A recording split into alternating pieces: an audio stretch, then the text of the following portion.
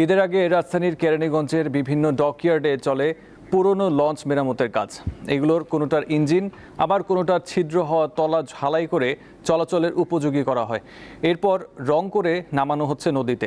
এসব লঞ্চের ফিটনেস যাচাই না করা হলে ঈদে যাত্রীদের নিরাপত্তা শঙ্কা থেকে যাবে।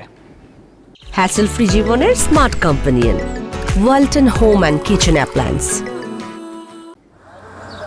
রাজধানী কেরানীগঞ্জের তৈলঘাটের ডকইয়ার্ডে এই লঞ্চটি মেরামত করা হচ্ছে ঈদযাত্রী পরিবহনের জন্য।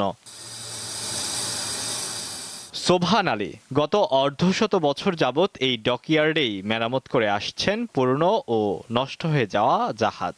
প্রতি ঈদেই তার কাজ বাড়ে কয়েক গুণ। সার্ভিস মেরামত হয়েছে 2টা, জাহাজ 4 আর হইল মানিকে 1। এই 2টা মেরামত হয়েছে। এই একটা ডকে আছে, ওই সাইডে ডকে, ওইটা 2 দিন পরে নেমে যাবে। আর জাহাজ 4 চলে গেছে।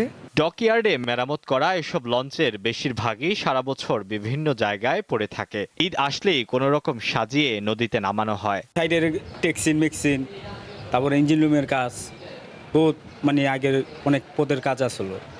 কি করছো রং মুং দিয়া হইলেই বড়ি ছাইটা দিব। এমনি সারা বছর ওই যে পল্টন এনে পড়ে থাকে। নৌ পরিবহন কর্তৃপক্ষ বলছে ঈদযাত্রা নির্বিঘ্ন ও নিরাপদ করতে প্রয়োজনীয় ব্যবস্থা গ্রহণ করা হয়েছে। গাড়ি যেরকম ফিটনেস আপডেট করে সেরকম জাহাজেরও প্রতি বছর, তো প্রতি বছরে কিন্তু তার চেক হচ্ছে।